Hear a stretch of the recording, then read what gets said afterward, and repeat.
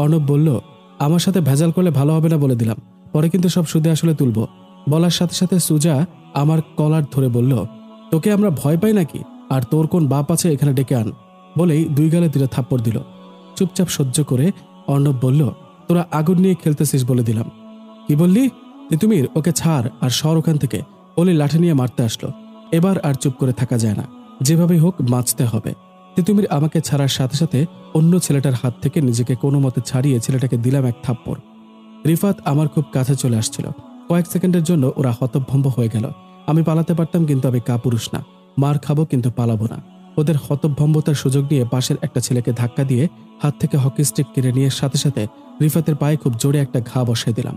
রিফাত আমাকে মারার চেষ্টা করেছিল, কিন্তু পারেনি। ও আমাকে মারার জন্য লাঠি উঠাবে, এমন সময় আমি ওকে মারছি। কাজগুলো সব শক্তি দিয়ে খুব তাড়াতাড়ি করলাম, কারণ আমি জানি এদের সাথে আমি কখনো পারবো না। কিন্তু নিজের মান সম্মান বাঁচাতে হবে। আগে আমি কয়েকটা মেরে নেই, তারপর ওরা মারবে মারুক, পরে কলেজের বাইরে দেখে নিব। হকি স্টিক দিয়ে মারছি, তাই রিফাতের চিৎকারে তারা একটু দমে গেল। সাথে সাথে আমি তিতুমিরের কলার ধরে ওকে থাপ্পড় মারতে যাব, এমন সময় ইংলিশ ম্যাডাম বলল, কি করছো এসব? মেরে ফেলবে নাকি তিতুমিরকে? দূর, মানুষের টাইমিং এত খারাপ হয়? আরেকটু আগে আসুক, না হলে আরেকটু পরে আসুক।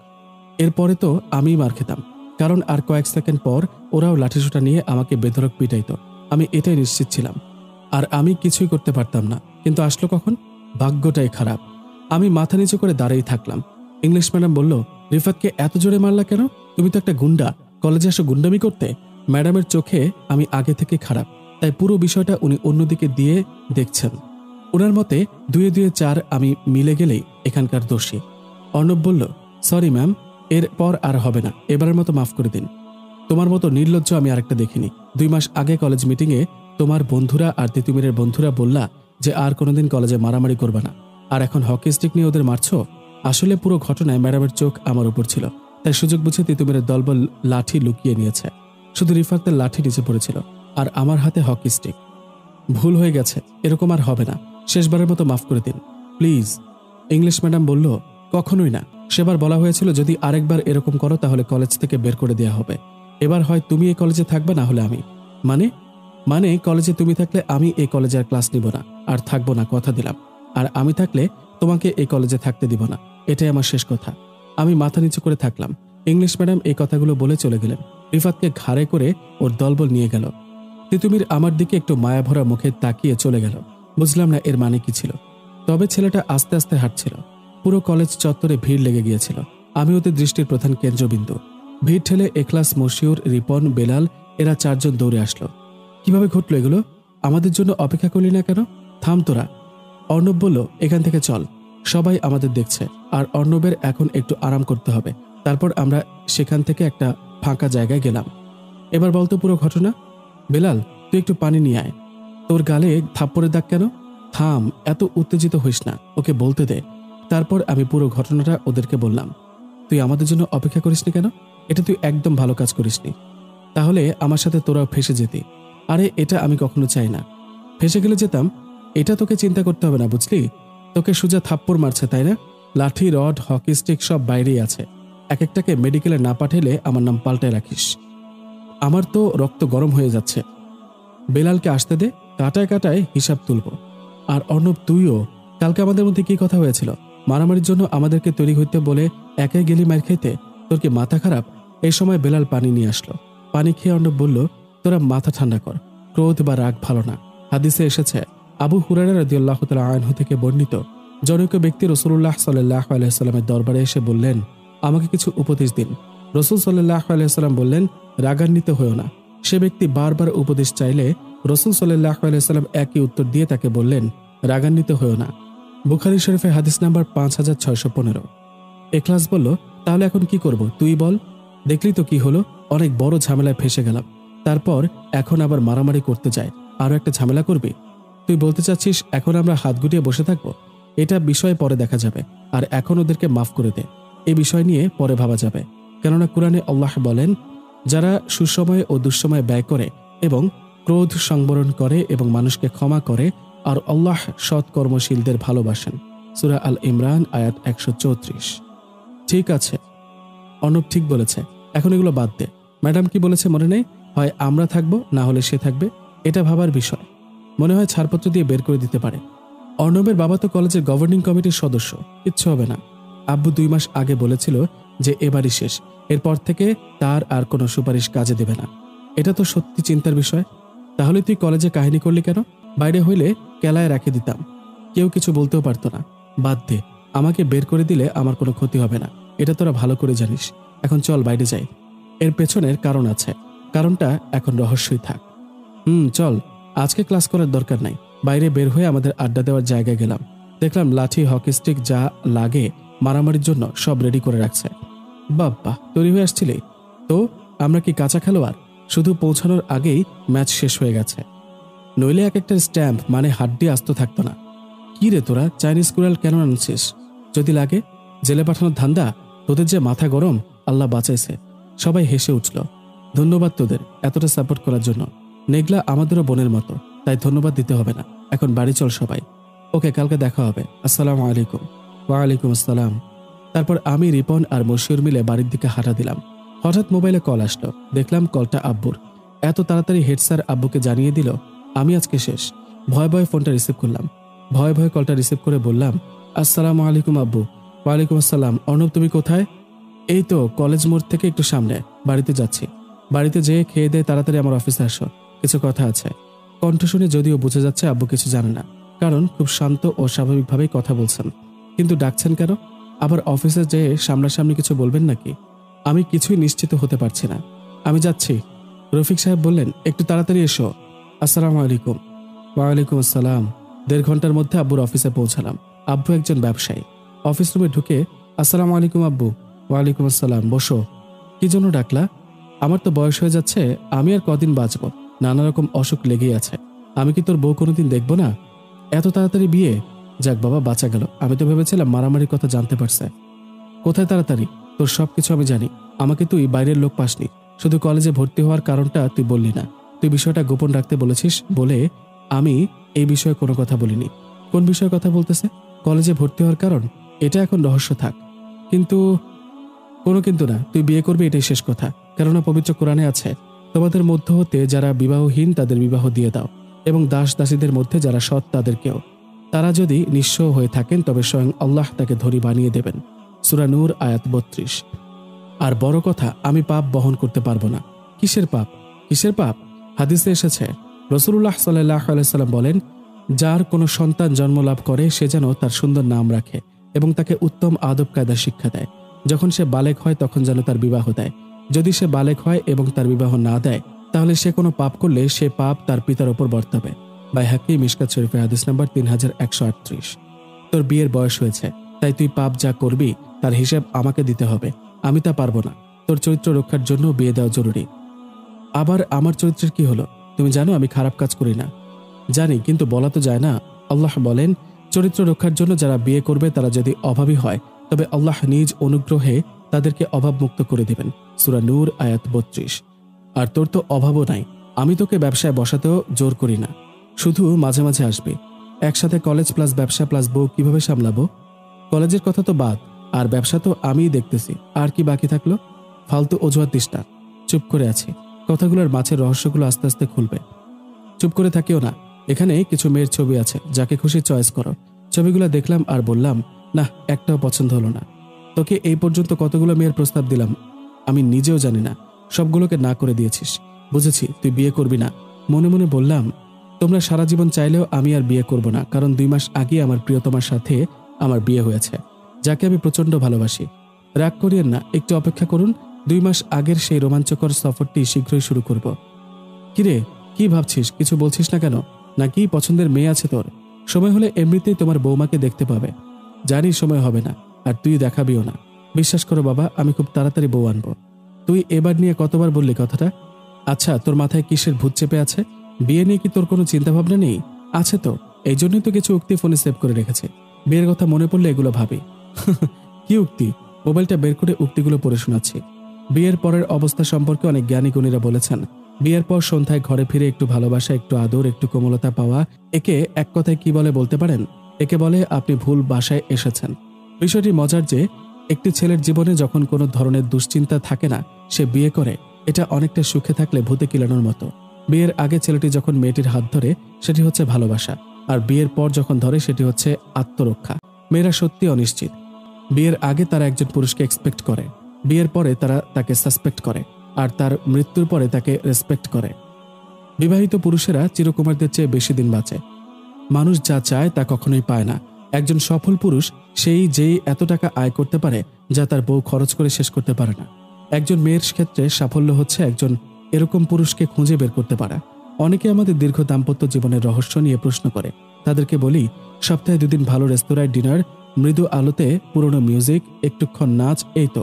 আমি যাই বুধবারে, আমার স্ত্রী সোমবারে। মেয়েটি তার মাকে গিয়ে বলল, আমি এমন একটি ছেলেকে খুঁজে পেয়েছি যে ঠিক বাবার মতো। মা বললেন, এখন তুমি আমার কাছে কি চাও? সান্ত্বনা। একজন নববিবাহিত যখন বলে সে সুখী, আমরা জানি কেন। একজন 10 বছরের বিবাহিত মানুষ যখন বলে সে সুখী, আমরা ভাবি কেন। আমি আর আমার স্ত্রী জীবনের 25টা বছর বড় আনন্দে কাটিয়েছি। তারপর আমাদের পরিচয় হলো। এটা সত্যি যে কেউ পরাধীন হয়ে জন্মায় না, কিন্তু অনেকেই বিয়ে করে ফেলে। পত্রিকায় একটি ব্যক্তিগত বিজ্ঞাপন ছাপা হলো, হাজব্যান্ড ওয়ান্টেড। পরদিন কয়েকশো মহিলা যোগাযোগ করলেন, আমারটি নিতে পারেন। একটি মেয়ে তার ভবিষ্যৎ সম্পর্কে চিন্তিত থাকে যতদিন তার বিয়ে না হয়। ছেলেদের চিন্তাটা বিয়ের পরে শুরু হয়। হয়েছে, থাম থাম, তুই পারিসও বটে, কিন্তু বিয়ে না করলে বৃদ্ধ বয়সে তোকে কে দেখবে?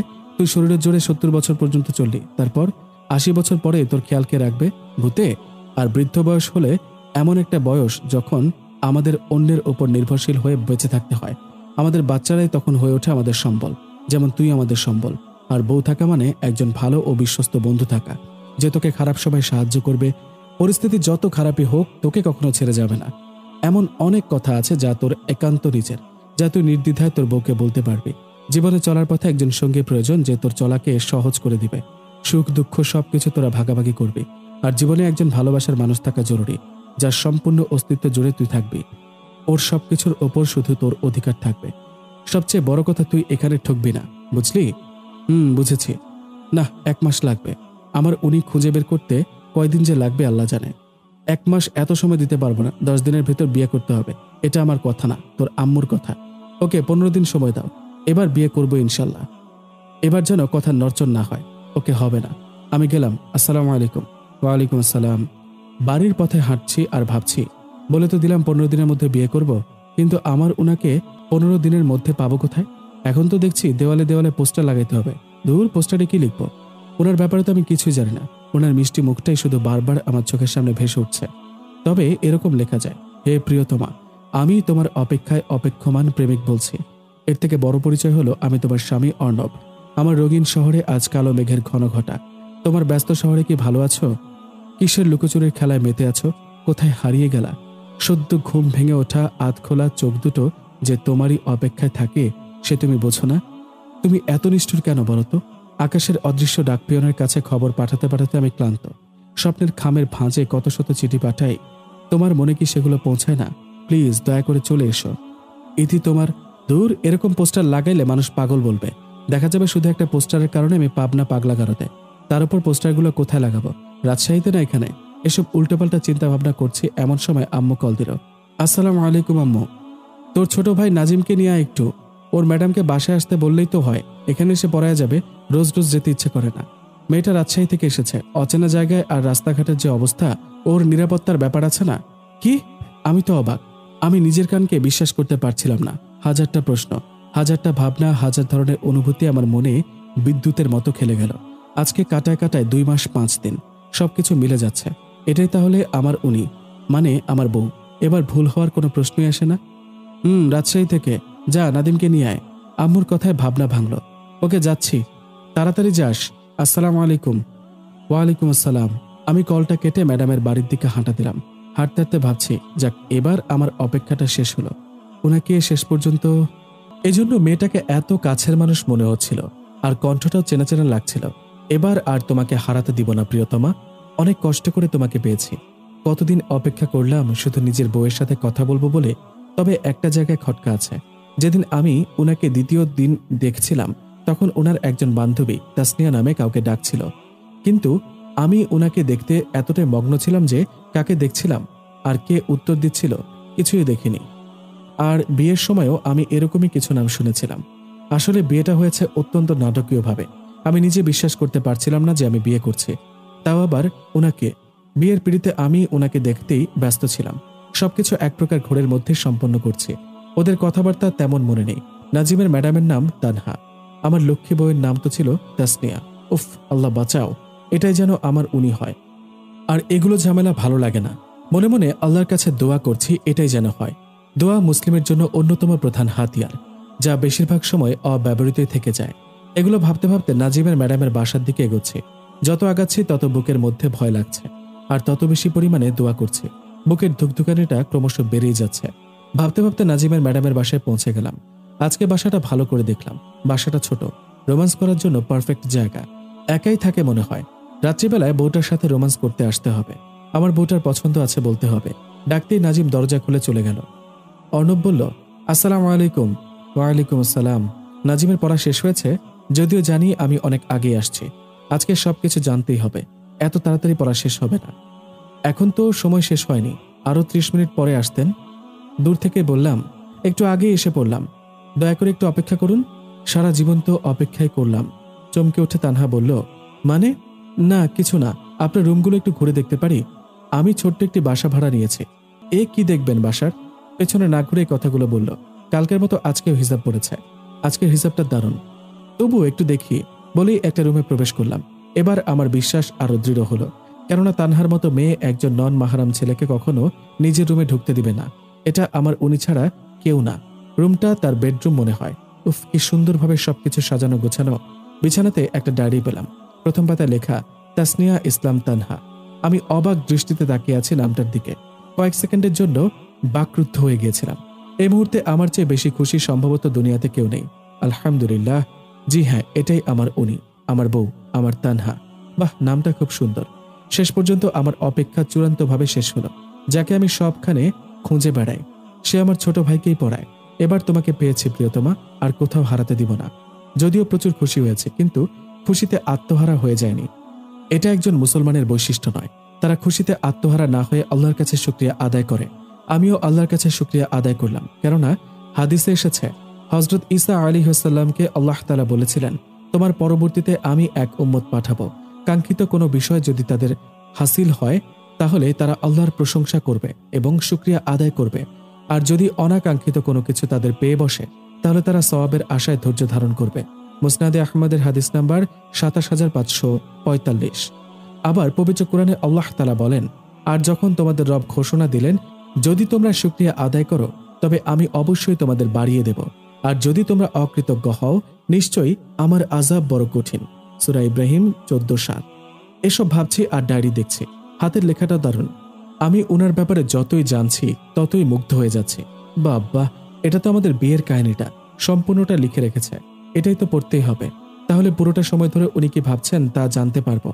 আবার আমার ব্যাপারে উনি কি ভাবেন তাও জানতে পারবো। এমন সময় উনি রুমে আসলেন। কি করছেন? এই তো ডায়েরি পড়ছি তোমার। পেছনে না তাকিয়ে জবাবটা দিলাম।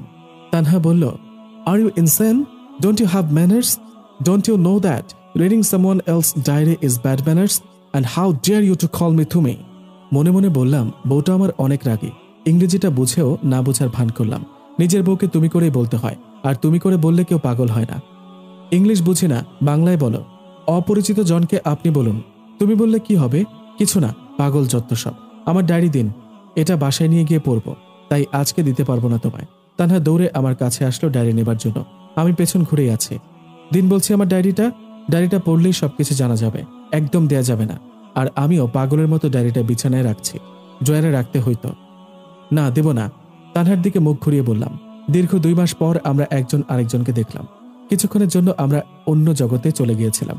কয়েক সেকেন্ড আমরা কেউ পলক পর্যন্ত ফেলিনি। পরস্পরের দিকে অপলক দৃষ্টিতে তাকিয়েছিলাম। কি সুন্দর মিষ্টি চেহারা ওনার। হিজাবটা ও সৌন্দর্য আরো কয়েক গুণ বাড়িয়ে দিয়েছে। তানহার চেহারায় রাগ, অভিমান, বিরক্তি আর ঘটনার আকস্মিকতার মিশ্র ছাপ। নীরবতাটা আমি ভাঙলাম। কি হলো, ডায়েরিটা নাও। আমার দিকে হা করে তাকিয়ে আছো কেন? কই না তো। মনে হচ্ছে এখান থেকে আবার ঢাকা রাজশাহীতে যেতে হবে। উফ, এত চেষ্টা করলাম তাও এনার কাছে পরিচয়টা গোপন রাখতে পারলাম না। তাহলে কি ভাবছো এত? আর আমায় চিনতে পেরেছ? না তো, কে আপনি? ওহ, বিয়ে করলাম 2 মাস আগে আর এত তাড়াতাড়ি ভুলে গেলা? এমন সময় একটা লোক দরজা ডাক দিল। তানহা দরজা খুলতে চলে গেল। আসসালামু আলাইকুম। তানহা মা, এ মাসের ভাড়াটা দিলে আমার একটু উপকার হতো। বুঝলাম ইনি বাড়িওয়ালা। চাচা, আপনার ভাড়া আমি 3-4 দিনের ভেতরেই দিয়ে দিব ইনশাল্লাহ। কথাটা যেন ঠিক থাকে।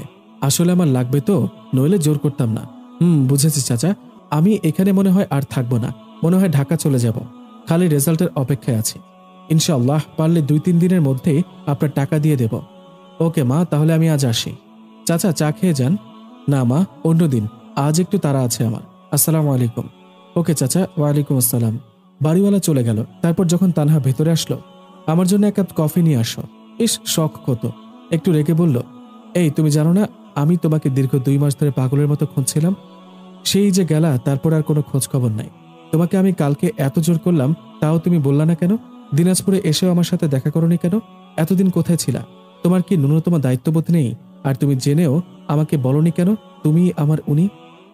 এতগুলো প্রশ্নের জবাব আমি দিতে পারবো না। তোমাকে আজকে সব প্রশ্নের জবাব দিতে হবে। আরো প্রশ্ন আছে, আর অনেক কথা আছে তোমার সাথে। জবাব না দিলে কি করবেন? দেব না। না দিলে আর কি করার? যাও নাস্তা বানাও, খেয়ে ঘুমাবো। আমি কিন্তু মানুষ ডাকবো। ডাকলে ডাকো, তুমি আমার বিয়ে করাবো। বউয়ের কাছে থাকলে কিছু যায় আসে না, আর কেউ কিছু বলবেও না। দেখুন, আমি আপনাকে ভালোবাসি না, আর ওই দিন একটা দুর্ঘটনা বশত আমাদের বিয়ে হয়েছে। দয়া করে আমার সাথে এমন করবেন না। আমি শুধু রেজাল্টের অপেক্ষা করছি। রেজাল্টটা হয়ে গেলেই আমি চলে যাব, আর আপনি আমার সাথে জোর করলে আমি এখনই আবার রাজশাহী চলে যাব। এই কথা শোনার পর ডায়েরিটা দিয়ে দিলাম। তা রেজাল্ট কবে দিবে? শুধু একটা কাজের জন্য বাসা ভাড়া নেওয়ার কি দরকার ছিল? ডায়েরিটা দেওয়ার জন্য ধন্যবাদ। এটা আমার ব্যক্তিগত বিষয়। বাইরে নাজিম আছে। ও এমনিতেই বাড়িতে কবে বিয়ে করবি, আমি ভাবিকে দেখব, এই বলে মাথা খারাপ করে দেয়। যদি শুনে মিস তানহা ও নিজের ভাবি, তাহলে ভেজাল হয়ে যাবে। কেন ভেজাল হবে? কেন? কাউকে বলে দিবে নাকি? কোনো মেয়েকে? তোমরা মেয়েরা এত সন্দেহ করো কেন বলো তো? যেটা জিজ্ঞাসা করলাম সেটার উত্তর দাও। হাজব, আমার কেউ নাই, এটা তুমিও জানো। আর তুমি নিজে বিষয়টাকে গোপন রাখতে চাচ্ছ, তাই বললাম। না হলে আমার কোনো সমস্যা নাই ওকে বলতে। এটাও ঠিক, ওকে বলিয়েন না প্লিজ। আর আমি তো আপনাকে ভালোবাসি না, ওকে বলে লাভ কি? মনে মনে বললাম, আসলে মানুষ ঠিকই বলে, ভালোবাসা প্রচুর কষ্ট দেয়। যার সাথে আমার বিয়ে হয়ে গেছে সে আমাকে মেনে নিচ্ছে না। তানহার প্রতি প্রচুর ভালোবাসা কষ্টের পরিমাণটা আরো বাড়িয়ে দিয়েছে। কিছুক্ষণ আগেই আমি প্রচুর খুশি ছিলাম, কিন্তু এখন ঠিক উল্টোটা। তবুও আমি ধৈর্য ধরে স্বাভাবিক কথা বলছি। এটা নিয়ে তানহার সাথে বাড়াবাড়ি করা যাবে? আল্লাহ তাআলা নিশ্চয়ই আমাকে সাহায্য করবেন, কেননা ধৈর্যশীলদের আল্লাহ স্বয়ং সাহায্য করেন। আল্লাহ তাআলা বলেন, হ্যাঁ, যদি তোমরা ধৈর্য ধরো এবং আল্লাহকে ভয় করো, তবে তারা দ্রুত গতিতে তোমাদের ওপর আক্রমণ করলে তোমাদের প্রতিপালক 5000 চিহ্নিত ফেরেশতা দ্বারা তোমাদের সাহায্য করবেন। সূরা আল ইমরান আয়াত 125। আমার অন্তরের অবস্থা আল্লাহ তাআলা স্বয়ং ভালো জানেন, কেননা আল্লাহ তাআলা বলেন, আমি জানি যে আপনি তাদের কথায় হতোদ্যম হয়ে পড়েন, অন্তরটা দুমড়ে মুচড়ে যায়। অতএব আপনি পালনকর্তার সৌন্দর্য স্মরণ করুন এবং সেজদাকারীদের অন্তর্ভুক্ত হয়ে যান। সূরা আল হিজর 97-98। যদি তানহা আমার জন্য দুনিয়া ও আখিরাতে কল্যাণ বয়ে আনে, তাহলে নিশ্চয়ই আল্লাহ তাআলা তানহার মন আমার জন্য ভালোবাসা দিয়ে পূরণ করে দিবেন। কি ভাবছেন? জানি তোমার খুব কষ্ট হচ্ছে, কিন্তু তোমার ভালোর জন্যই করছি। আল্লাহ আমাকে শক্ত থাকার তৌফিক দাও। তানহার কথায় বাস্তবে আসলাম। না, কিছু না। ঠিক আছে, আমি নাজিমকে কিছু বলবো না। এখন তাড়াতাড়ি বলো, কবে তোমার রেজাল্ট দিবে? কয়েকদিনের মধ্যেই দিবে। সরকারি কলেজেই? এত কিছু মনে রেখেছেন আমার ব্যাপারে? তোমার ব্যাপারে কাটানো প্রত্যেকটা সেকেন্ড আমার মনে আছে। ইনশাআল্লাহ কখনো ভুলবো না। এখন আপনি যান। নাজিম বাইরে দাঁড়িয়ে আছে, ওর অঙ্ক করা মনে হয় শেষ। আর দয়া করে আমায় ডিস্টার্ব করবেন না। আসসালামু আলাইকুম, নিজের খেয়াল রাখবেন। ওয়ালাইকুম আসসালাম। বাইরে এসে দেখলাম নাজিম ব্যাগ গুছিয়ে তৈরি হয়েছিল। নাজিমকে নিয়ে বাড়ির দিকে হাঁটা দিলাম। হাঁটতে হাঁটতে ভাবছি, এটা কি হলো? তাহলে কি সত্যি তানহা আমাকে ভালোবাসে না, আমাকে চায় না? যদি সত্যি তানহা আমাকে না চায়, তাহলে তো আমি জোর করতে পারবো না। জোর করে কি করব? তাহলে আমাদের সাংসারিক জীবন মোটেও সুখের হবে না। আমাদের সংসার তানহার কাছে একটা সমঝোতা ছাড়া কিছুই হবে না। তানহাকে পেলে আমি খুশি হব, কিন্তু তানহা তো কখনোই এ সম্পর্কে সুখী হবে না। আর একতরফাভাবে কোনো সম্পর্ক টিকিয়ে রাখা যায় না। যদি তানহা ম্যাচুরিটির পরিচয় দেয়, তাহলে সম্পর্ক টিকে থাকবে ঠিকই, কিন্তু মানসিকভাবে কেউই সুখী থাকবো না। কেননা জোর করে ভালোবাসা হয় না। জ্ঞানের দরজা খ্যাত আলী রাদিয়াল্লাহু তাআলা আনহু বলেছেন, তার পেছনে দৌড়িও না যে তোমাকে এড়িয়ে চলে। হযরত আলী রাদিয়াল্লাহু তাআলা আনহু। তাহলে কালকের কথাগুলোর মানে কি ছিল? তানহা জানতো যে এটা আমি, তবুও কেন বলল আমার বউ ভাগ্যবান হবে? এটা তো পরোক্ষভাবে নিজেকেই বলা হচ্ছে। আবার আমার সাথে খুব সুন্দরভাবে কথাবার্তা বলল, এমনকি মিষ্টি হাসি হেসেছিল, ঢুকতেও দিল। তাহলে এগুলো কি ছিল? শুধু কি বউ হিসেবে নিজের কর্তব্য পালন আর স্বামী হিসেবে আমার অধিকারের জন্য? যদি না ভালোবাসতো, শেষে আমাকে সন্দেহ করলো কেন? আর নেগলার সাথে যেদিন কথা বলছিলাম সেদিন নেগলার নাম না বলাতে রেগে গিয়েছিল কেন? এমন হাজারো প্রশ্ন আমার মাথায় ঘুরছিল। আমি কোনো কিছুতেই নিশ্চিত হতে পারছিলাম না। তবে ওনার সাথে কথা না বলে কিছুই সিদ্ধান্ত নিতে পারবো না, কেননা কোরআনে আছে পারস্পরিক সম্পর্কের মাধ্যমে সিদ্ধান্ত গ্রহণ করুন। আমাকে এর গভীর পর্যন্ত যেতে হবে। এমন সময় নাজিম বলে উঠল, ভাইয়া কিছু ভাবছিস? না কিছু না। তুই আর ম্যাডাম অতক্ষণ ধরে রুমে কি করছিলি? মারছে রে, আমি তো এই শয়তানটার কথা ভুলে গিয়েছিলাম। যদি বাড়িতে বলে দেয় তাহলে আব্বু আম্মু উল্টাপাল্টা ভাববে।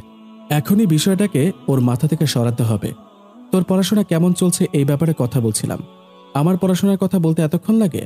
হায় রে, এমনি কি আমি ওকে বিচ্ছু বলি? তুই কেমন পড়েছিস, আর বেশি পড়তে হবে নাকি কম, বেশি পড়লে কতটুকু পড়তে হবে, এগুলো। আর তুই কিসে ভালো পারিস, তোর ভবিষ্যৎ নিয়েও কথা বলছিলাম। কোথায় গেলে তুই সুবিধা পাবি, এগুলোই আর কি। এজন্যই দেরি হলো। হয়েছে, পড়তে পড়াইতে হবে না। আমার ভবিষ্যৎ না নিজের ভবিষ্যৎ সেট করতে গিয়েছিলা, এটাই বুঝছি। আমাকে কি বাচ্চা মনে হয় তোর? আমি তো নির্বাক। কি তুই কি বলতে চাচ্ছিস? ম্যাডামকে আমারও অনেক ভালো লাগে, আমাকে প্রচুর আদর করে। যদি সাহায্য লাগে আমাকে বলিস। কথা শুনে তো আমি পুরোই হতবাক। আল্লাহ, এগুলোই কি বলে না, আজকের যুগের বাচ্চারা অনেক দ্রুত আগাচ্ছে। আমাকে বলছে প্রেমে। ছি ছি ছি, তওবা তওবা। আল্লাহ এদেরকে হেদায়েত দান করুন। তুই খুব বার বেড়েছিস। ইসলামে এগুলো হারাম, বুঝলি? বিয়ের পূর্বে মেয়ের চেহারা দেখলেও পাপ হয়। তুই এখন নাবালক, তাই তোর কোনো পাপ হবে না। কিন্তু তুই যখন সবকিছু বুঝতে শিখবি, সাবালক হবি, তখন পাপ হবে। কেননা হাদিস শরীফে আছে, রাসূলুল্লাহ সাল্লাল্লাহু আলাইহি ওয়াসাল্লাম ইরশাদ করেছেন, 3 শ্রেণীর মানুষ থেকে কলম উঠিয়ে নেওয়া হয়েছে: ঘুমন্ত ব্যক্তি জাগ্রত হওয়ার আগ পর্যন্ত, নাবালেগ বালেগ হওয়ার আগ পর্যন্ত ও পাগল ব্যক্তি সুস্থ হওয়ার আগ পর্যন্ত। সুনানে আবু দাউদ, হাদিস নাম্বার 3016। বুঝলি? বুঝছি ভাইয়া, আর হবে না। এখন সোজা বাড়ি চল। আল্লাহ এ যেন সবকিছু ভুলে যায়, নইলে আমি শেষ। বাসায় আসলাম। নাজিম কিছু বলেনি, আল্লাহ বাঁচাইছে। রাতের খাবার আর এশার নামাজ শেষ করে রুমে ঢুকবো, এমন সময় বাবা কোথা থেকে এসে বলল, আমার বৌমা কোথায়? 15 দিন সময় নিয়েছে না, ইনশাআল্লাহ এনে দিব। শুধু তো একদিনই হলো, আল্লাহ জানে কি যে হবে। আপনার বৌমাকে তো পাইলাম, কিন্তু বউ হিসেবে পাবো কিনা জানি না। কত খুশি ছিলাম যে উনার অপেক্ষাটা শেষ হলো, কিন্তু আবার নতুন করে অপেক্ষাটা শুরু হলো। অপেক্ষাটা এবার বউ হিসেবে পাওয়ার। ঠিক আছে, যে ঘুমা। আসসালামু আলাইকুম। ওয়ালাইকুম আসসালাম। রুমে গিয়ে ফেসবুকে লগ ইন করলাম। দেখলাম ক্ষণিকের মুসাফির পেজটিতে গুনাহগার বান্দি আইডি থেকে অনেকগুলো মেসেজ দিয়েছে। আপনি কি ভাবলেন নাকি গুনাহগার বান্দি আইডির মেয়েটার নাম তানহা? না, ভাব নিব কেন? এমনি ব্যস্ত থাকি, তাই কথা বলি না তেমন। নাম তো বলেননি আপনার, বাসা কোথায় এটাও বলবেন না নাকি? আমার বাসা দিনাজপুর। আপনার? কি বলেন? আমার বাসা রাজশাহীতে, কিন্তু এখন দিনাজপুরে আছি। এটা আমার বউ তানহার আইডি নাকি? আপনার সম্পূর্ণ নাম বলুন তো। তাসনিয়া ইসলাম তানহা। আপনার নাম তো বলবেন না। আপনার গল্পগুলো সত্যি অসাধারণ। ইসলামিক গল্প এত সুন্দর ও রোমাঞ্চকর হতে পারে তা না পড়লে জানতেই পারতাম না, তাই একজন ভালো বন্ধু হিসেবে বলেছে। অন্য সময় হলে নিশ্চয়ই অনেক খুশি হতাম, কিন্তু কিছুক্ষণ আগের ঘটনাগুলোর জন্য আমি অনেক দুশ্চিন্তায় আছি। তবে নিজের বইয়ের মুখে নিজের গল্পের প্রশংসা শুনতে কার না ভালো লাগে? মনে হচ্ছে আমার গল্প লেখা সার্থক। তবে তানহাকে আমার নাম বা পিকচার কিছু বলা যাবে না, এটা গোপন থাকুক। এর জন্য দুঃখিত, কিন্তু আমি আমার নাম বলি না, আর কাউকে ছবিও দেই না। নিজেকে গোপন রাখতে ভালোবাসি। নাম বললে কি এমন হবে? আপনি আপনার নাম ছবি দিয়ে আমার পেজটা নষ্ট করে দিতে পারেন। আমি এমন না, আর আমি ফেসবুক সম্পর্কে কিছুই জানি না। আপনি অজুহাত দেওয়ার আর জায়গা পান না। আর ভাইয়া, আপনার ছবি কখন চাইলাম? আজব, এটা কি হলো? ভাইয়া বলল কেন? এটা ঠিক না। ইসলামে স্ত্রীকে আপু বা স্বামীকে ভাইয়া বলে ডাকা নাজায়েজ করা হয়েছে। এটা কোনোভাবেই করা যাবে না, এটা মাকরুহ। কেননা হাদিস শরীফে এসেছে, এক লোক তার স্ত্রীকে বোন বলে ডাকল। রাসূলুল্লাহ সাল্লাল্লাহু আলাইহি ওয়াসাল্লাম তা শুনতে পেয়ে তা অপছন্দ করেন এবং তাকে এভাবে ডাকতে নিষেধ করেছেন। সুনানে আবু দাউদ, হাদিস নাম্বার 2204। তানহা না জেনে শুনে পাপ করছে। আমাকে ভাইয়া বলে ডাকবেন না দয়া করে। ভাইয়া ডাকলে সমস্যা কি? দেখুন, আমি বিবাহিতা, আমার স্বামী আছে। ভাইয়া, আপনি যদি অন্য কিছু চিন্তা করে থাকেন তাহলে খুব খারাপ হবে। নাউজুবিল্লাহ, আমার ভাবতেও ঘৃণা হচ্ছে। ছি, দয়া করে আমাকে ভাইয়া ডাকবেন না, সমস্যা আছে। আমিও একজন বন্ধু হিসেবেই থাকতে চাই, অন্য কিছু ভাবিও নি, কিন্তু ভাইয়া ডাকিয়েন না। শেষবারের মতো বলছি, সমস্যা আছে মানে? ভাইয়া ডাকলে আবার কি সমস্যা? ইসলামে একমাত্র স্বামীকে ভাইয়া ডাকা যায় না, তাহলে কি এটা অর্ণব? আল্লাহ, এটা যদি অর্ণব হয় তাহলে তো আল্লাহ মাফ করুক। আপনি কে সত্যি কথা বলবেন, না হলে খুব খারাপ হবে কিন্তু। মার্সতে রে, নিশ্চয়ই তানহা সন্দেহ করেছে এটা আমি। আমার বউটা এত ট্যালেন্টেড, বাবারে বাবা। দূর, ওর ট্যালেন্টের জন্য আমি ফেসে গেলাম। অর্ণব বলল, I told you before that I can't tell you my name or any kind of information so that you can recognize me. It's for security reason, but still you are asking over and over. Please try to understand. Arnab তো এত ইংরেজি পারে না, এটা অর্ণব না। যে ছেলে ইংরেজির মানেই বোঝে না সে ছেলে ইংরেজিতে এভাবে কথা বলবে, এটা হাস্যকর। কিন্তু ইনি হঠাৎ ইংরেজিতে কথা বলছে কেন? কিছু তো ঝামেলা আছে। তবুও বিষয়টা গোপন করে রাখলাম। দুঃখিত, আমি মনে করেছিলাম আপনি অন্য কেউ, তাই একটু উত্তেজিত হয়ে গিয়েছিলাম। কাকে মনে করেছিলেন? উফ, বাঁচা গেল। জানতাম আমি এতটা ভালো ইংরেজি পারি এটা তানহা বিশ্বাস করবে না। যতই হোক আমার বউ তো, এতটুকু ধারণা তো আমার বিষয়ে ওর থাকবেই, যদিও ওর ধারণাটা ভুল। এটা আমার ব্যক্তিগত বিষয়, আপনার না জানলেও হবে। তাও ঠিক, আপনার প্রোফাইল কালকে ঘুরে দেখলাম। মাশাআল্লাহ, আপনি ফেসবুককে অনেক সুন্দরভাবে অন্যের ইসলামের দাওয়াত দেওয়ার জন্য ব্যবহার করছেন। বিষয়টা সত্যি অসাধারণ। ধন্যবাদ। একজন মুসলিম হিসেবে এটা আমার দায়িত্ব, কেননা হাদিসে এসেছে রাসূল সাল্লাল্লাহু আলাইহি ওয়াসাল্লাম বলেছেন, আমার কাছ থেকে একটি আয়াত হলেও পৌঁছিয়ে দাও। সহিহ বুখারী শরীফের হাদিস নাম্বার 3461। আর হ্যাঁ, মানুষের সামনে তার প্রশংসা করতে নেই, কেননা হাদিসে এসেছে আবু বকর রাদিয়াল্লাহু তাআলা আনহু বর্ণনা করেছেন, তিনি বলেন, নবী সাল্লাল্লাহু আলাইহি ওয়াসাল্লামের সামনে এক ব্যক্তি অপর এক ব্যক্তির প্রশংসা করল। তখন রাসূল সাল্লাল্লাহু আলাইহি ওয়াসাল্লাম বললেন, তোমার জন্য আফসোস, তুমি তো তোমার সাথীর গর্দান কেটে ফেললে। তিনি একথা কয়েকবার বললেন। অতঃপর তিনি বললেন, তোমাদের কেউ যদি তার ভাইয়ের প্রশংসা করতেই চায় তাহলে তার বলা উচিত, অমুককে আমি এরূপ মনে করি, তবে আল্লাহই তার সম্পর্কে অধিক জানেন। আর আল্লাহর প্রতি সোপর্দ না করে আমি কারোর সাফাই পেশ করি না। তার সম্পর্কে ভালো কিছু জানা থাকলে বলবে, আমি তাকে এরূপ মনে করি। সহিহ বুখারী শরীফের হাদিস নাম্বার 2662। বুঝলেন? জি বুঝেছি। আমাকে একটু ঘুমাতে হবে। শুভরাত্রি। লেখক সাহেব, মাঝে মাঝে আমার সাথে একটু কথা বলবেন। উফ, নিজের বউয়ের কাছে লেখক সাহেব শোনা যে কতটা আনন্দের বিষয় তা ভাষায় প্রকাশ করা যাবে না। মিসেস তানহা, আমি আপনার সাথে সারা জীবন কথা বলতে চাই। অর্ণব বলল, যদিও আমি মেয়েদের সাথে বেশি কথা বলি না। ঠিক আছে, আপনার সাথে বলবো। আসসালামু আলাইকুম। ধন্যবাদ। ওয়ালাইকুম আসসালাম। আমার মাঝে মাঝে মনে হচ্ছে এটাই অর্ণব, কিছুই বুঝতে পারছি না। ফেসবুক থেকে লগ আউট করে শুয়ে শুয়ে ভাবছি, একদিক থেকে তানহার আইডিটা পেয়ে ভালোই হয়েছে।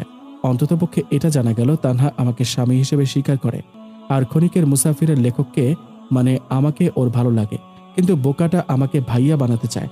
কি পরিমাণে হ্যান্ডেল বোকাও। এই দিক থেকে তানহার প্রতি আমার বিশ্বাস আরো বেড়ে গেল, কারণ তানহা অন্য কাউকে নিয়ে উল্টাপাল্টা চিন্তাভাবনা কখনো করবে না, যেটার প্রমাণ আমাকে নিজে দিল। ধুর, বিষয়টা আরো জটিল হয়ে গেল। কালকে কলেজে যে কি হয় এটা আরো একটা বড় দুশ্চিন্তা। এগুলো ভাবতে ভাবতে ঘুমিয়ে গেলাম। সকালে আমি, মশিউর আর রিপন একসাথে কলেজে গেলাম। গেটে ঢুকতে দারোয়ান বলল, হেড স্যার আপনাদেরকে ইংরেজি ম্যাডামের সাথে দেখা করতে বলেছে। রিপন বলল, শুধু আমাদের তিনজনকে? ওটা তো জানি না। ঠিক আছে, আসসালামু আলাইকুম। ওয়ালাইকুম আসসালাম। কলেজে ঢুকতে দেখলাম এখলাস আর বাকি সবাই আগেই চলে এসেছে। নেগলা একটু বকাঝকা করছিল যে আমি এটা কেন করলাম ইত্যাদি ইত্যাদি। তারপর নেহা আর নেগলাকে রেখে আমরা ইংরেজি ম্যাডামের রুমে ওনার সাথে দেখা করতে চলে গেলাম। ম্যাডাম আজকে তাড়াতাড়ি চলে আসছে। রুমে ঢুকতেই আমরা সবাই মাথা নিচু করেছিলাম। আসসালামু আলাইকুম ম্যাডাম। ওয়ালাইকুম আসসালাম। ম্যাডাম, দোষ তো শুধু আমি করছি, তাহলে এদের ডাকলেন কেন? দোষ যে তোমাদের মধ্যে কেউ করেনি তা তো আমি জানি। আমরা এক সেকেন্ডের জন্য বিশ্বাস করতে পারিনি এটা ম্যাডাম বলছে। যিনি আমাদের দেখতে পর্যন্ত পারে না, সহ্য করা তো দূরে থাক। মশিউর বলল, মানে? ম্যাডাম বলল, কালকে তিতুমির এসে আমাকে সব বলেছে। শুধু কালকের ঘটনা না, 2 মাস আগেরও ঘটনা। কালকে অর্ণবের যে কোনো দোষ ছিল না তাও তিতুমির বলল, এবং 2 মাস আগে অর্ণব আর তোমরা যে অন্যায়ের প্রতিবাদ করার জন্য এগুলো করেছিলা এটা আমি খুনাক্ষরেও বুঝতে পারিনি। দোষটা আমার। আমি না জেনে শুনেই তোমাদের ওপর খারাপ ধারণা করেছে। ক্ষমাটা আমার চাওয়া উচিত। আশা করি তোমরা আমাকে ক্ষমা করে দিবে, কেননা হাদিসে এসেছে রাসূল সাল্লাল্লাহু আলাইহি ওয়াসাল্লাম বলেছেন, প্রতিটি মানুষই ভুলকারী, আর ভুলকারীদের মধ্যে তারাই উত্তম যারা তওবাকারী। তিরমিজি শরীফের হাদিস নাম্বার 2423। না ম্যাডাম, আপনি কি বলছেন? আমরা আপনার ছাত্র, এটা ভালো দেখায় না। আর আপনার প্রতি আমাদের ভালোবাসা এটাতে একটুও কমেনি, কারণ আমরা এই বিষয়টাকে গোপন রেখেছিলাম, তাই আপনিও জানতে পারেননি। এখানে ক্ষমা চাওয়ার কোনো প্রশ্নই আসে না। ধন্যবাদ তোমাদেরকে। আর অর্ণব, নেগলার জন্য তুমি যে ঝুঁকিটা নিয়েছিলে তাতে আমি সত্যি ইমপ্রেস। ধন্যবাদ ম্যাডাম। তাহলে তো আপনি যাচ্ছেন না, তাই না? না, যেহেতু কথা দিয়েছি যেতেই হবে। যদিও ভুল বুঝাবুঝির মধ্যে বিষয়টা ঘটে গেছে, তাও আমি আমার কথা রাখবো, কেননা পবিত্র কোরআনে আছে, প্রতিশ্রুতি ভঙ্গ করবেন না। আর ইতিমধ্যে আমি নতুন কলেজে জয়েনিং করে ফেলেছি, আর সেটা আমার বাসার কাছে। আমি অনেকদিন ধরে চেষ্টা ছিলাম কিন্তু হচ্ছিল না। এবার হেড স্যার নিজে আমাকে সাহায্য করেছে, তাই দ্রুত হয়ে গেছে। এদিক থেকে তোমরা আমাকে সাহায্যই করলা বলা চলে। আমরা আপনাকে মিস করব। আমিও। শোনো, তোমরা অনেক ভালো, পড়াশোনা তো মোটামুটি ভালো, শুধু দুষ্টুমিটা একটু কম করো আর পড়ায় মন দিও, দেখবা তোমরা অনেক ভালো রেজাল্ট করবে। কি আমার কথা রাখবে তো? ইনশাআল্লাহ ম্যাডাম, এবার আপনার জন্য আমি টপার হব। সবাই হেসে উঠল। দোয়া করি। এখলাস বলল, আপনার নতুন কলেজে যাব একদিন, আমরা সবাই বেড়াতে যাব ইনশাআল্লাহ। ওকে, অপেক্ষা করব তোমাদের জন্য। ম্যাডাম, আপনার দেরি হচ্ছে, আমরা গেলাম। আসসালামু আলাইকুম। ভালো থাকিও সবাই। ওয়ালাইকুম আসসালাম। ম্যাডামের রুম থেকে বের হয়ে আমরা নেহা আর নেগলার কাছে গেলাম। ওদেরকে সব ঘটনা খুলে বললাম। নেগলা বলল, নেহা চল ম্যাডামের সাথে দেখা করে আসি, তোরা থাক। ওরা ম্যাডামের সাথে দেখা করতে চলে গেল। এখলাস বলল, যাক বাবা, এবারের মতো বেঁচে গেলাম, সবাই শুকরিয়া আদায় কর, কেননা আল্লাহ তাআলা বলেন, অতএব তোমরা আমাকে স্মরণ করো, আমি তোমাদেরকে স্মরণ করব, আর আমার শুকর আদায় করো, আমার সাথে কুফরি করো না। সূরা আল বাকারা 2:152। বেলাল বলল, তিতুমির আবার কবে থেকে ভালো হলো এটা তো বুঝলাম না। অর্ণব বলল, আল্লাহ কখন কাকে হেদায়েত দিবে এটা বলা যায় না, এটা শুধু স্বয়ং আল্লাহ তাআলা জানেন, কেননা আল্লাহ তাআলা বলেন, তাহাদের হেদায়েতের দায়িত্ব আপনার উপর নয়, বরং আল্লাহই একমাত্র যিনি যাকে ইচ্ছা হেদায়েত দান করেন। সূরা বাকারা আয়াত 272। ঠিক বলেছিস। এমন সময় তিতুমির এসে আমাকে ডাকল। অর্ণব, একটু এদিকে শোন। এখলাস বলল, কেন, কি জন্য? অর্ণবের সাথে কিছু কথা আছে। মশিউর বলল, যা বলার এখানে বল, ও যাবে না। আচ্ছা বাদ দে না, দরকারি কথা থাকতেই পারে। তিতুমির চল, তোরা কিছুক্ষণ থাক। তিতুমিরকে নিয়ে আমি একটু সাইডে গেলাম। কি বলতে ডাকলেন? তিতুমির আমার হাতটা ধরে, ধন্যবাদ তোকে। আরে এটা কি করতেছেন বড় ভাই? আমার তো আপনাকে ধন্যবাদ দিতে হবে। আপনি ম্যাডামকে আসল ঘটনা না বললে আজকে আমাকে সম্ভবত কলেজ থেকে বের করে দেয়া হতো। আর তুই যদি আসল ঘটনাটা বলে দিতি তাহলে আজকে আমি কলেজ ছাড়া হয়ে যেতাম। মানে? আমার পরিকল্পনা কাজে আসছে। আমি পুরো ঘটনাতে সম্পূর্ণ দোষ নিজের ঘাড়ে নিয়েছিলাম। একবারের জন্য তিতুমিরের বিরুদ্ধে অভিযোগ করিনি, বা আমার কোনো দোষ নাই এটা প্রমাণ করার চেষ্টা করিনি। সবাই বিষয়টা নজরে না আনলেও তিতুমির বিষয়টা খেয়াল করেছে। আমি এটাই চাচ্ছিলাম। আমি চাইলেই ম্যাডামকে বলতে পারতাম সম্পূর্ণ ঘটনা, আর প্রমাণও করতে পারতাম এখানে আমার কোনো দোষ ছিল না। কিন্তু আমি তা করিনি। আমি তিতুমিরের আবেগটাকে ব্যবহার করতে চাচ্ছিলাম। অনেক সময় যে কাজ শক্তি দিয়ে হয়ে ওঠে না, তা আবেগকে ব্যবহার করে হয়ে যায়। ইংরেজিতে ইমোশনালি ব্ল্যাকমেল যাকে বলে, তিতুমিরের ক্ষেত্রে তা হয়েছে। তিতুমির বলল, ম্যাডামকে আসল ঘটনাটা বলে দিলে তোর সাক্ষীরও অভাব হতো না। ওখানে অনেকেই প্রথম থেকে পুরো ঘটনাটা দেখেছিল, তাও তুই কিছু বলিসনি। আমি মুচকি হাসলাম। আমাদেরকে 2 মাস আগে কড়া নোটিশ দেওয়া হয়েছিল। তুই বলে দিলে নির্ঘাত আমাদের বহিষ্কার করে দিত। আর নেগলাকে উত্ত্যক্ত করেছে এটা জানতে পারলে ম্যাডাম যে কি করতো এটা ধারণার বাইরে। তোকে কি বলে যে ধন্যবাদ দিব বুঝতে পারছি না। হাতটা ছাড়িয়ে বললাম, ধন্যবাদ দিতে হবে না, আমি সবকিছু নেগলার জন্য করেছি। ও আমার বোনের মতো, আর আমার জন্য কারো ক্ষতি হোক এটা আমি কখনোই চাই না। আপনার ক্যারিয়ার আছে, আপনাদের কলেজ থেকে বহিষ্কার করে দিলে আপনাদের ভবিষ্যৎ জীবন ঝুঁকির মধ্যে পড়ে যাবে। আপনাদের বাবা মায়ের এত বছরের কষ্ট, ত্যাগ, আশা সব মাটি হয়ে যাবে। শুধু আপনাদের ভুলের জন্য ওদেরকে কষ্ট দিতে পারি না। তিতুমির চুপ করে আছে। কিছুক্ষণ পর বলল, তাই বলে নিজের ভবিষ্যতে ঝুঁকি নিয়ে? আমার কোনো ধরনের ঝুঁকি ছিল না। অন্য একদিন এটা নিয়ে অনেক গল্প করব, অনেক কথাও জানতে পারবেন, কিন্তু এখন না। তাহলে কি নেগলা এখন থেকে নিরাপদে চলাফেরা করতে পারবে? তিতুমির আবার আমার হাতটা ধরে বলল, আজ থেকে তোর কাছে আমি ঋণী, আর নেগলার কথা চিন্তা করতে হবে না। আমরা কেন, এই শহরে কেউ ওকে উত্ত্যক্ত করবে না, এটা আমি কথা দিচ্ছি। আর যে কোনো সাহায্য লাগলে আমাকে বলিস, আমি আমার বেস্ট দিয়ে সাহায্য করবো ইনশাআল্লাহ। যদিও শেষের কথাটা শুনে হাসি পেল, তাই বললাম, ধন্যবাদ, ইনশাআল্লাহ যদি লাগে তাহলে বলবো। হাতটা ছেড়ে দিয়ে বলল, আর হ্যাঁ, সেদিনের অপেক্ষায় থাকলাম। আচ্ছা, ম্যাডাম কিছু বলেনি আপনাকে? বকা দিয়েছে, কিন্তু নিজে যে সত্যিটা স্বীকার করেছি তাই শেষবারের মতো মাফ করে দিয়েছে। আর হেড স্যারের সাথে আমার হয়ে কথা বলবে বলেছে। ওহ, আর নামাজ পড়িয়েন ঠিক মতো। নামাজে আমার আর ম্যাডামের জন্য দোয়া করিয়েন, কেননা আল্লাহ তাআলা বলেন, এবং সালাত কায়েম করো, নিশ্চয়ই সালাত অন্যায় ও অশ্লীল কাজ হতে বিরত রাখে। সূরা আনকাবুত আয়াত 45। এ দুনিয়ায় ক্ষমতার দম্ভে খারাপ কাজ করে বেড়াতে পারবেন, কারণ আল্লাহ আপনাকে ছেড়ে দিয়েছেন, কিন্তু মৃত্যুর পরে এর জন্য আফসোস করবেন।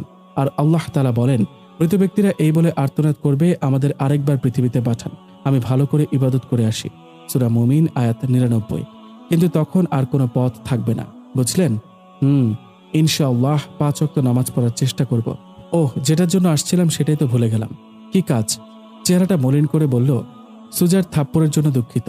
ওর হয়ে আমি তোর কাছে ক্ষমা চাচ্ছি। আর পুরো ঘটনার জন্য তোকে আর কেউ ডিস্টার্ব করবে না, এটা আমি কথা দিচ্ছি। পারলে আমাদের মাফ করে দিস। সত্যি আমি অনুতপ্ত, এরকমটা আর হবে না। আরে কি বলেন, আমি তো এটা ভুলে গিয়েছি। আর আমি ওই দিনই আপনাদের সবাইকে মাফ করে দিয়েছিলাম। কেননা আল্লাহ তাআলা বলেন, ক্ষমা করার অভ্যাস গড়ে তোলো, সৎ কাজের নির্দেশ দাও এবং মূর্খ ও জাহেলদের থেকে দূরে সরে থাকো। সূরা আল আরাফ আয়াত 199। আবার হাদিসে এসেছে, ক্ষমা করলে আল্লাহ তাআলা বান্দার ইজ্জত সম্মান আরো বৃদ্ধি করে দেন। মুসলিম শরীফের হাদিস। আমি রাগ বা তোমাদের ব্যাপারে খারাপ মানসিকতা কোনোটাই পুষে রাখিনি, কেননা পবিত্র কোরআনে আছে, অন্তরে পরশ্রী কাতরতা পুষে রাখবেন না। সাথে সাথে তিতুমির আমাকে জড়িয়ে ধরে বলল, আমি আজকে প্রথম কারো জন্য চোখের পানি ঝরাচ্ছি। আসলেই ও কাঁদছিল। আমার জন্য কেঁদে লাভ নেই। ইসলামের সুশীতল ছায়ায় আপনি আরো অনেক কিছু জানতে পারবেন, যা আপনাকে দুনিয়া ও আখিরাত উভয় ক্ষেত্রে সফলতা দেবে। আমাকে ছেড়ে দিয়ে তিতুমির বলল, হ্যাঁ আমি জানব যে ইসলামের ছায়ায় অর্ণব এত ভালো চরিত্রের অধিকারী হয়েছে, এতটা সংযত, এতটা উদার হৃদয়ের মানুষ হিসেবে গড়ে উঠেছে। যে ইসলামের বাণীসমূহ এতটা বাস্তবধর্মী, সে ইসলামে আরো কত কিছু না লুকিয়ে আছে। আমাকে জানতে হবে, আমাকেও হতে হবে অর্ণবের মতো একজন প্রকৃত মুসলিম। আল্লাহকে শুকরিয়া যে অর্ণবের মতো একজনকে আমার জীবনে পাঠিয়ে দেওয়ার জন্য, যার উসিলায় আমি আজ সঠিক পথের হদিস পেলাম। ঠিক আছে, তাহলে আমি গেলাম। ওরা দাঁড়ায় আছে। আসসালামু আলাইকুম। ওয়ালাইকুম আসসালাম। তারপর আমি ওখান থেকে চলে আসলাম। সেদিন মেঘলাকে উত্ত্যক্ত না করার জন্য বোঝানোর ফলে তিতুমিরের মনটা নরম হয়েছিল, কিন্তু ওর বন্ধুগুলো এসে সব ভেস্তে দিয়েছিল। কিন্তু রেশটা ছিল, যা এবারের ঘটনাটাতে ওর মনে গভীরভাবে প্রভাব ফেলতে সাহায্য করেছে, যার কারণে ছেলেটা বদলে গেছে। যাক, পরিকল্পনাটা কাজে আসছে। হাদিসে এসেছে, আল্লাহ যখন কোনো পরিবারের কল্যাণ চান, তিনি তাদের মধ্যে কোমলতার প্রবেশ ঘটান। মুসনাদে আহমদ। যেটা ঘটেছে তিতুমিরের ক্ষেত্রে। আল্লাহ সকলকে হেদায়েত দান করুক। দেখলাম মশিউরা দাঁড়িয়ে আছে, যে ওদের সবকিছু বললাম। বেলাল বলল, হ্যাঁ আমারও বিষয়টা মাথায় এসেছিল যে তুই ম্যাডামকে সত্যি কথা কেন বলিসনি, একবার চেষ্টাও করিসনি। এবার বুঝলাম কেন। রিপন বলল, তাই বলে সুজাকে মাফ করে দিলি কেন? ও সবার সামনে তোকে থাপ্পড় মেরেছে, এটা হবে না, এত সহজে ছাড়বো না। অর্ণব বলল, দেখ মাফ করে দে, রাগ করতে তোকে আগেও মানা করা হয়েছে। পবিত্র কোরআনে আছে, রাগকে নিয়ন্ত্রণ করুন। আর কাউকে মাফ করে দিলে আল্লাহ তাআলা আমাদেরকেও মাফ করে দিবেন। আল্লাহ তাআলা বলেন, তাদের মাফ করে দেওয়া উচিত এবং তাদের দোষ না ধরা উচিত। তোমরা কি চাও না আল্লাহ তোমাদের মাফ করুক? আল্লাহ ক্ষমাশীল ও মেহেরবান। সূরা আন-নূর আয়াত 22। বুঝলি? বুঝলাম। নেহা বলল, এটা তো আব্দুল কাদের জিলানীর ছোটবেলার ঘটনার মতো। বেলাল বলল, ইনি আবার কে হন? নেহা বলল, আব্দুল কাদের জিলানী ইসলামের অন্যতম প্রচারক ও বিজ্ঞ পণ্ডিত ছিলেন। মনে পড়েছে। আব্দুল কাদের জিলানী ছোটবেলায় যখন বাগদাদে যাচ্ছিলেন, তখন একদল ডাকাত ওদের আক্রমণ করে। ওনার মা স্বর্ণমুদ্রা ফতোয়ার নিচে সেলাই করে দেওয়ায় ডাকাত দল তা পায়নি। ডাকাত সর্দার ওনাকে সাথে কিছু আছে কিনা তা জিজ্ঞাসা করলে উনি সত্যিটা বলে দেয়। স্বর্ণমুদ্রাগুলো হাতে পেয়ে ডাকাত সর্দার অবাক হয়ে ওনাকে জিজ্ঞেস করে, কেন সত্য বললে? চাইলে তো মিথ্যা বললে স্বর্ণমুদ্রাগুলো বাঁচাতে পারত। তখন আব্দুল কাদের জিলানী বলে, আমার মা যত বড় বিপদে আসুক তাও মিথ্যা কথা বলতে মানা করেছিলেন। তারপর আব্দুল কাদের জিলানীর সত্যবাদিতায় মুগ্ধ হয়ে পুরো ডাকাত দল ভালো হয়ে যায়। হ্যাঁ, প্রেক্ষাপট ভিন্ন হলেও ব্যাপারটা একই ঘটেছে। অর্ণব বলল, আমি একটু চেষ্টা করেছি, বাকিটা আল্লাহর উপর ছেড়ে দিলাম। আমার কাজ চেষ্টা করা, বাকিটা আল্লাহর ওপর। এজন্যই তো আমাদের দয়ার নবী হযরত মুহাম্মদ সাল্লাল্লাহু আলাইহি ওয়াসাল্লামকে উদ্দেশ্য করে আল্লাহ তাআলা বলেন, হে মুহাম্মদ, তোমার কাজ শুধু আল্লাহর বাণী পৌঁছে দেওয়া, আর বাকি হিসাব নিকাশ তো আমার কাজ। সূরা জাসিয়াহ আয়াত 14। মশিউর বলল, ঠিক বলেছিস। এখন সবাই ক্লাসে চল। আমরা যে একটা ক্লাস মিস করলাম, এটা তোদের খেয়াল আছে? আমরা সবাই অবাক। আসলেই তো, এসবের মধ্যে আমরা ভুলে গিয়েছিলাম ক্লাস করার কথা। সবাই একসাথে দৌড় দিলাম। সন্ধ্যার নামাজ পড়ার পর হৃদয়, আমার খুব ভালো বন্ধু, কল দিল। কল ধরতেই হৃদয় বলল, তাড়াতাড়ি জেলা স্কুলের পেছনায়। আসসালামু আলাইকুম। এই তুই সালাম দিলি না কেন? জানিস না সালামের কত ফজিলত?